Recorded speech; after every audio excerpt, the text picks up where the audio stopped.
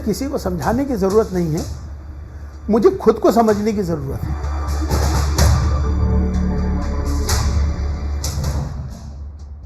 इमाम उमर इलियासी, ये नाम इन दिनों हिंदुस्तान की सियासत में खासा चर्चा में है। इमाम उमर इलियासी कौन है, ये हम आपको बताएंगे, लेकिन उससे पहले ये जान लीजिए कि उनका नाम चर्चा में क्यों आया। ये जानने के लिए उनका ये बयान सुनिए। मैं तो सबसे पहले शुक्रगुजार हूँ हमारे राष्ट्रपिता, राष्ट्र ऋषि आदरणीय मोहन भागवत जी का, कि जिन्होंने मेरे निमंत्रण को स्वीकार किया। मोहन भागवत को राष्ट्रपिता घोषित करने के इमाम उमर इलियासी के इस बयान के बाद सियासी हलकों में खुसर फुसर है। चर्चा तो होनी ही थी, आखिर राजनीति के दो ध्रुव एक ही भाषा कैसे बोल सकते हैं। आरएसएस प्रमुख मोहन भागवत राजनीति के दक्षिणी पोल की हिमायत करते हैं, तो इमाम उमर इलियासी उत्तरी ध्रुव के नुमाइंदे हैं। तो चलिए पहले जरा ये जान लीजिए कि इमाम उमर इलियासी कौन है और मोहन भागवत से इतने प्रभावित कैसे हो गए कि उन्हें राष्ट्रपिता की उपाधि दे डाली। हिंदुस्तान के मुस्लिम इमामों के इमाम हैं उमर इलियासी। डॉक्टर इलियासी को इस्लामी कानून का जानकार माना जाता है। वो उन कुछ इस्लामी बुद्धिजीवियों में से एक हैं जो आतंकवाद और उग्रवाद पर बेबाक राय रखते हैं। Doctor Umar Ahmed Ilyasi all India imam organisation AIIO के प्रमुख हैं। दावा है कि इस संगठन में 5 लाख से ज्यादा इमाम हैं, जो 21 करोड़ भारतीय मुसलमानों की आवाज हैं। AIIO का दावा है कि वो दुनिया में इमामों का सबसे बड़ा संगठन है। इलियासी के इस संगठन को राष्ट्रीय और अंतर्राष्ट्रीय स्तर पर मान्यता मिली हुई है। वेबसाइट पर उपलब्ध लेखों के अनुसार AIIO वक्फ बोर्ड का कट्टर हिमायती है। दरअसल इमाम उमर इलियासी के बुलावे पर संघ प्रमुख मोहन भागवत दिल्ली के कस्तूरबा गांधी मार्ग स्थित ऑल इंडिया इमाम ऑर्गेनाइजेशन के दफ्तर में गए थे। इलियासी और मोहन भागवत की मुलाकात करीब 1 घंटे चली। बंद कमरे में क्या बात हुई, इसकी खबर तो नहीं लगी, लेकिन इस मुलाकात के बाद जब इलियासी कमरे से बाहर निकले, इतने प्रभावित कि उन्होंने मोहन भागवत को राष्ट्रपिता की उपाधि दे डाली। मुलाकात हुई, क्या बात हुई। 1 महीने के अंदर ये दूसरी बार था जब मोहन भागवत इमाम इलियासी से मिले। 22 अगस्त को भी मोहन भागवत और इमाम उमर इलियासी की मुलाकात हुई थी। 22 अगस्त को ही मुलाकात में मोहन भागवत के साथ 5 और लोग थे। ये लोग थे पूर्व सांसद शाहिदी सिद्दीकी, पूर्व मुख्य चुनाव आयुक्त SY कुरैशी, पूर्व उपराज्यपाल नजीब जंग, अलीगढ़ मुस्लिम यूनिवर्सिटी के पूर्व कुलपति जमीरुद्दीन शाह और कारोबारी सईद शेरवानी शामिल थे। मोहन भागवत और इमाम उमर इलियासी की इस मुलाकात के बारे में जानने के लिए हमारे न्यूज एडिटर आसिफ इकबाल ने इमाम उमर इलियासी से विस्तार में बातचीत की। इस प्रोग्राम में आगे देखिए इमाम उमर इलियासी के साथ हमारे न्यूज एडिटर आसिफ इकबाल की पूरी बातचीत। Bureau report, news India.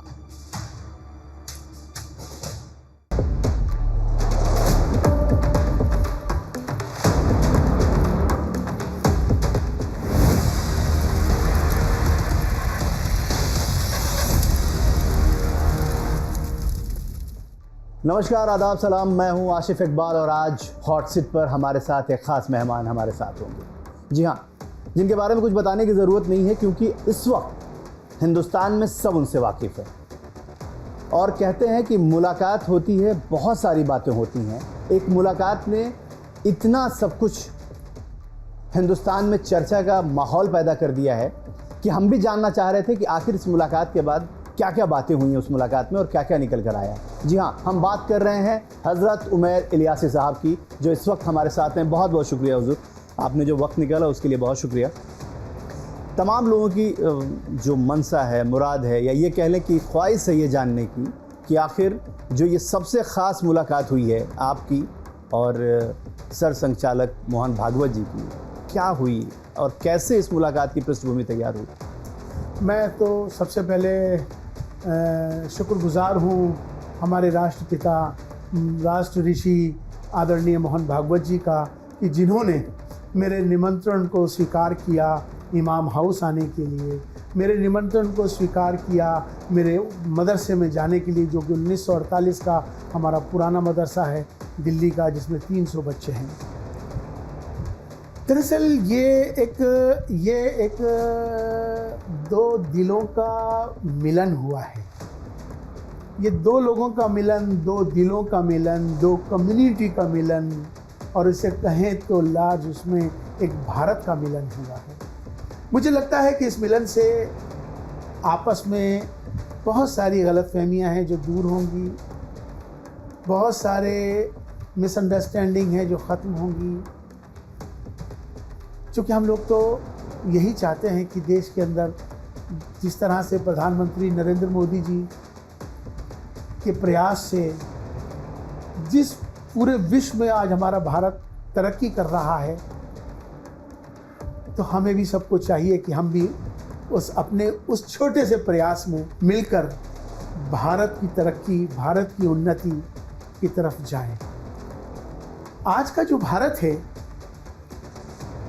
और ये जो कल की तस्वीर है, इस बदलते भारत की तस्वीर। आज का भारत नवीन भारत है, आज का भारत उत्तम भारत है, आज का भारत मोदी का भारत है। तो इस बदलते भारत में, इस बदलती तस्वीर को जो आप देख रहे हैं, नज़रिए, मामलात, तो मुझे लगता है कि आज इस देश को इसी की ज़्यादा ज़रूरत है, इसी की असल ज़रूरत है कि हम सब मिलकर प्रयास करें कि देश को कैसे आगे लेके जाएं, देश कैसे तरक्की करे।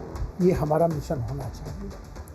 हमारे सबके धर्म अलग हो सकते हैं, हमारी सबकी इबादत करने के तरीके ज़रूर अलग हो सकते हैं, हमारे सबकी पूजा पद्धति ज़रूर अलग हो सकती है, हमारे जातियां ज़रूर अलग हो सकती हैं, लेकिन हमारा जो सबसे बड़ा जो धर्म है, वो धर्म है इंसान का और इंसानियत का।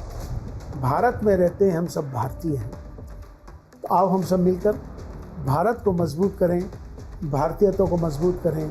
राष्ट्र सर्वोपरि है, इसका ख्याल करते हुए ये आज का ये जो कल मिलन हुआ है, और ये मिलन यही संदेश देगा कि हम सब एक हैं। बिल्कुल। हज़रत एक बात बताइए कि आपके पास ऐसी कौन सी जादू की छड़ी है जिससे आप प्रधानमंत्री से भी मुलाकात जब चाहें कर लेते हैं, आप जब चाहें जिससे चाहें उससे बात कर लेते हैं, और ख़ास तौर पे अपने जो मैसेज हैं उनको कन्वे कर लेते हैं और उनके मैसेज को आप तक पहुंचा दिया जाता है। ये मुलाकात इसलिए बहुत ख़ास है क्योंकि इस वक्त जो हालात हैं, जैसे आपने भी कहा कि हिंदुस्तान गंगा जमुनी तहजीब का एक सबसे जीता जागता स्वरूप है, और उस वक्त ये मुलाकात होना जिस वक्त तमाम तरह के सवाल खड़े हैं, आप अपने लोगों को कैसे समझा पाएंगे कि ये मुलाकात बहुत ख़ास रही है? देखिए, मुझे किसी को समझाने की ज़रूरत नहीं है, मुझे खुद को समझने की ज़रूरत है। हम किसी को समझाने के लिए नहीं आए, मेरा क्या अमल है वो बताने आया हूँ। आज जो हम शुरुआत खुद से करेंगे, जब एक कार्य चलता है तो सब लोग कारवां बनता है, जुड़ते चले जाते हैं। तो हमारा कारवां जो है, हमारा जो मिशन है, वो यही मिशन है, यही मकसद है कि भारत जोड़ो। भारत जोड़ो का जो ये मिशन है, जिसमें सब हम एक रहें। देखिए, पार्टियां होती हैं, राजनीति पार्टियां लेकिन होती हैं। भारत जोड़ो यात्रा तो कांग्रेस कर रही है। देखिए, वो यात्रा कर रहे हैं, हम भारत को जोड़ रहे हैं। उनका काम है यात्रा करना, वो करते रहे, मुझे किसी पर कटाक्ष नहीं करने का अधिकार है। ये भारत जोड़ो का मिशन है, ये मकसद है कि भारत जोड़ो, जिससे कि हमारा देश विश्व गुरु बने। ये हमारा प्रयास है। तो उस भारत जोड़ो यात्रा से आप इसको कनेक्ट नहीं कर रहे हैं? ये भारत जोड़ो यात्रा, ये भारत जोड़ो मिशन है, वो यात्रा है, ये मिशन है, ये मकसद है, जिससे कि भारत और भारतीयता मजबूत रहे, चूँकि देश हमारा आगे बढ़े। वो पार्टियां जो अपने पार्टी के लिए काम कर रही हैं यात्रा निकाल के, हम बात कर रहे हैं देश को विकास की तरफ ले जाके विश्व गुरु बनाने की। बिल्कुल। संघ प्रमुख से आपकी जो मुलाकात हुई, कितनी देर की मुलाकात हुई, और क्या क्या मतलब ऐसी, खैर बहुत सारी बातें तो आप नहीं बताएं, लेकिन कुछ जो मोटे तौर पे जो हिंदुस्तान जानना चाहता है। को कोई ऐसी बात नहीं है, ये खुली किताब है। यहाँ उनका आना यही अपने में यही एक बड़ी बात है कि राष्ट्रपिता राष्ट्र ऋषि आदरणीय मोहन भागवत जी ने हमारा निमंत्रण स्वीकार किया। राष्ट्रपिता तो महात्मा गांधी हैं, आप बार बार राष्ट्रपिता मोहन नहीं, भागवत जी कह रहे देखिए, हैं। राष्ट्र ऋषि होना अलग बात है, मैं राष्ट्रपिता। किसी की तुलना नहीं कर रहा हूँ, मैं जी। महात्मा गांधी से या किसी से तुलना नहीं कर रहा हूँ। मैं बात कर रहा हूँ राष्ट्रपिता मोहन भागवत जी। आप तुलना कर रहे हैं महात्मा गांधी से, मैं तुलना नहीं कर रहा हूँ। ये मेरा भाव है। मतलब आपकी नजर आज में इस बदलते भारत की भाव है ये।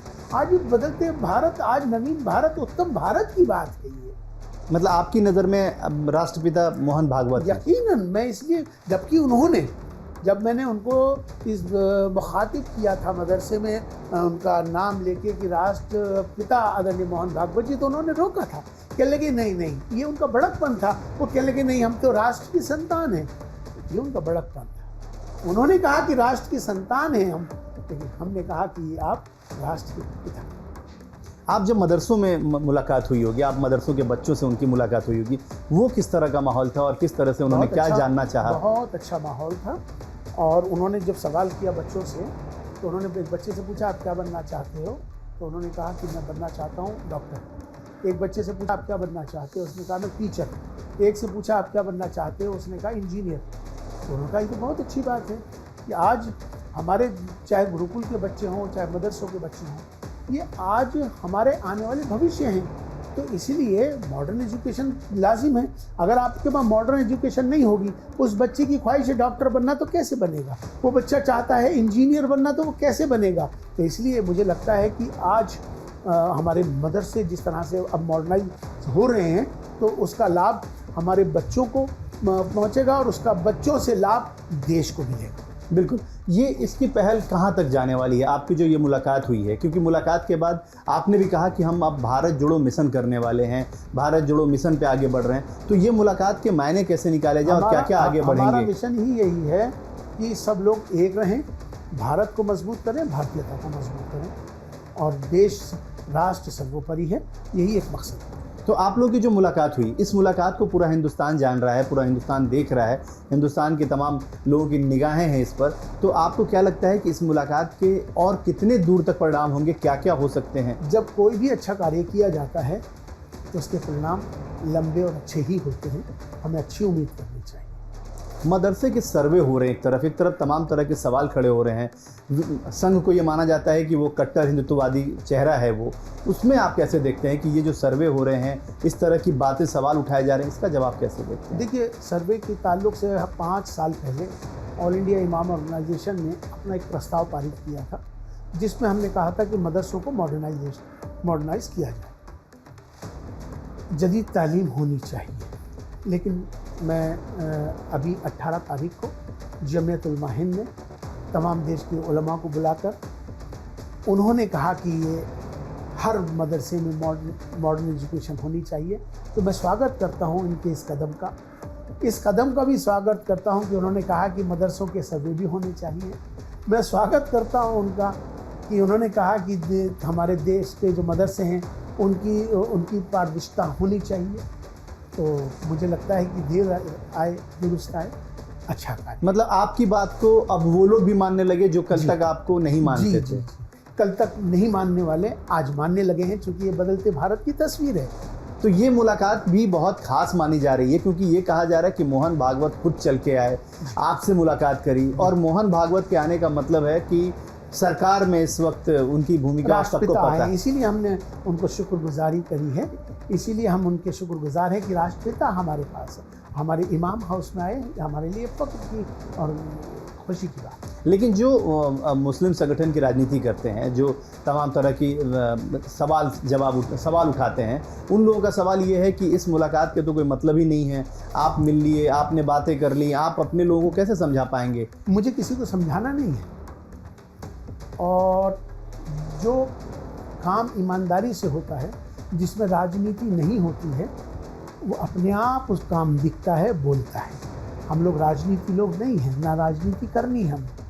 हमारा मकसद है काम है, हमारा मकसद है कि सब मिलके रहें, हमारा मकसद यही है कि सब देश हमारा तरक्की करे, और उस तरक्की में आपका भी योगदान हो, मेरा भी योगदान हो, हर भारतीय का योगदान हो, ये हमारा एक प्रयास है। लेकिन इस खाई को पाटेंगे कैसे, क्योंकि ये खाई बहुत बड़ी शुरुआत है। माना ये जा रहा है, कहा ये जा रहा है कि लगातार जिस तरीके से संघ का जो 70 साल में जो पिछली सरकारें थी, मैं नाम किसी का नहीं लेता, जो इन पीछे 70 सालों में जिन्होंने नफरत नफरत नफरत बोई है, तो उसको वापस मोहब्बत में लाने के लिए थोड़ा समय तो लगेगा ना। बिल्कुल, लेकिन अब आपने भी देखा है, आप खुद भी ये बात कह रहे हैं, पैरोकारी कर रहे हैं, हम लोग भी ये मानते हैं, लेकिन आप तो खुद भी कह रहे हैं कि बहुत सारे लोगों ने नफरत बोया। तो कई सारे ऐसे बयान आते हैं, कई सारी ऐसी बातें आती हैं जो बीजेपी के लीडर होते हैं, जो दूसरे पार्टी के लीडर हैं। नफरत खत्म होगी, मोहब्बत में तब्दील होगी।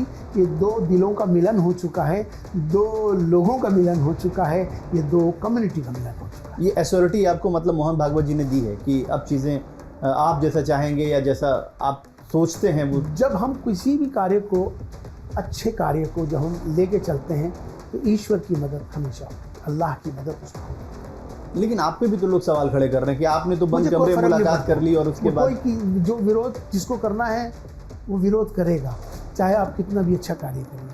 वो तो लोग ये कह रहे हैं कि मदरसे में भी आप जब लेके गए तो मदरसे में भी सिर्फ आपने उसलिए लेके गए क्योंकि वो आप चाहते थे कि वो चीज़ें सामने आए जो आप प्रदर्शित करना चाहते हैं, दिखाना चाहते हैं, लेकिन अंदर खानी चीज़ें अलग हैं। किसको क्या बोलना है, किसको क्या सोचना है, ये सबका अपना अपना अधिकार है। मैं किसी पर टिप्पणी नहीं करना चाहता। अब आप परवाह नहीं करते हैं इन सब चीज़ों की। आप मानते हैं कि जब चीज़ें अगर आप बेहतर करने के लिए जब आप चलते हैं, जब आप सोचते हैं कि आप अच्छा करते हैं, अच्छा करना चाहते हैं, अल्लाह की मदद होती है उसमें। जो काम निस्वार्थ किया जाता है उसमें अल्लाह की मदद होती है। तो संघ ने कुछ एजेंडे भी बनाए होंगे, कुछ बातचीत भी हुई होगी, कुछ उन्होंने एक रोड मैप भी तैयार किया होगा। सिर्फ कल मिलन था ये, बाकी आने वाले समय में मालूम होगा। तो इसकी रूपरेखा आप ही तैयार करेंगे? ये मिलन है, इसको यहीं रहने दीजिए। इस बदलते भारत की तस्वीर को आगे बढ़ाते हैं। लोग जानना चाहते हैं, देखिए असल में क्या है, लोग क्या जानना चाहते हैं, मुलाकात है, लोग क्या जानना चाहते हैं, बहुत बड़े स्तर पे देखना चाह रहे हैं। लोग ये जानना चाहते हैं कि सब लोग एक रहें। लोग ये समझना चाहते हैं कि ये खुशी का मौका है। लोगों ने पूरी दिन ट्विटर पे, सोशल मीडिया पे, तमाम मेजॉरिटी ने, हिंदू हो या मुसलमान हो, उसे अप्रिशिएट किया है। तो मुझे लगता है कि ये एक अच्छा कदम है। मेजॉरिटी ने अप्रिशिएट किया है। जिन्हें विरोध करना है उनका काम तो विरोध करना है, करते रहेंगे। मदरसों के मॉडलाइजेशन की बात आपने की है। कल आपकी मुलाकात जिस तरीके से बच्चों से उनकी मुलाकात हुई है, तो आपको भी ये लगता है कि मतलब पढ़ाई का जो सिस्टम है, क्योंकि बार बार ये कहा जाता है कि मुसलमान अगर पीछे हैं तो पढ़ाई का वजह सबसे खास है, तो आपको लगता है कि ये सबसे ज़रूरी चीज़ है और सबसे बेहतर है? इसको कैसे किया जा सकता है? बिल्कुल होगा इंशाल्लाह। उम्मीद करें, आप अच्छी उम्मीद रखिए, अच्छा ही होगा। उसको बेहतर करने के लिए कुछ और मदरसे और भी जी आने वाले वक्त में आपको मालूम होगा। ऑर्गेनाइजेशन करने की कोशिश में होंगे आप लोग? सब अच्छा होगा इंशाल्लाह, अच्छी उम्मीद रखिए। प्रधानमंत्री से भी मुलाकात करेंगे आप? देखिए, हमारा मकसद एक ही है कि हमारा देश कैसे तरक्की करे, हमारा देश आपस में हम सब मिलकर कैसे रहें, ये हमारा प्रयास है। इसको इसी में लेके आगे बढ़ें। जी, बस एक सवाल। कांग्रेस पार्टी के तमाम जो बड़े लीडर हैं वो लोग ये कह रहे हैं कि इस मुलाकात के पीछे आपका अपना पर्सनल एजेंडा है, आप अपने आप को बेहतर जगह चाहते हैं, इसलिए आप ये ऐसा कर रहे हैं। देखिए, मैं किसी के बारे में टिप्पणी नहीं कर सकता हूँ, ये मेरा अधिकार नहीं है। वो जो सोचते हैं वो सोचते रहें, उनको जो सोचना है वो सोचेंगे। मेरे कहने से तो वो बदल नहीं जाएंगे। हमारा काम जो है वो हमारा है, हमारा मतलब भारत का है। हमारा प्रयास है सब मिल के रहें, आगे बढ़ें। ये दो मिलन, दो कम्युनिटी के मिलन, ये भारत का क्यों इस तरह के सवाल करेंगे? वो आपको लगता है उस तरह के सवाल करने का किसी भी पार्टी को, किसी भी पॉलिटिकल पार्टी को जिसको विरोध करना है वो करते हैं, उनका काम ही विरोध करना है। लेकिन ये मुलाकात तो पॉलिटिकल पार्टी की हुई नहीं, ये मुलाकात तो उसके बावजूद विरोध कर रहे हैं। मैं क्या कर सकता हूँ इसमें, आप क्या कर सकते हैं? आप अप्रिशिएट कर रहे हैं, नहीं कर रहे हैं इसको?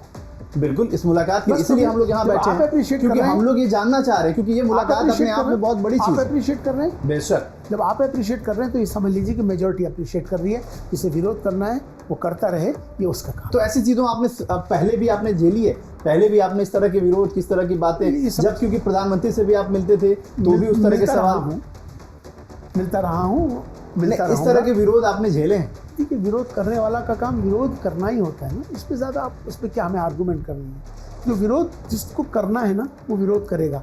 इस पर बस एक बात कह के अपनी बात खत्म कर रहा हूँ कि नज़र बदलो, नज़ारा बदल जाएगा। बहुत बहुत शुक्रिया।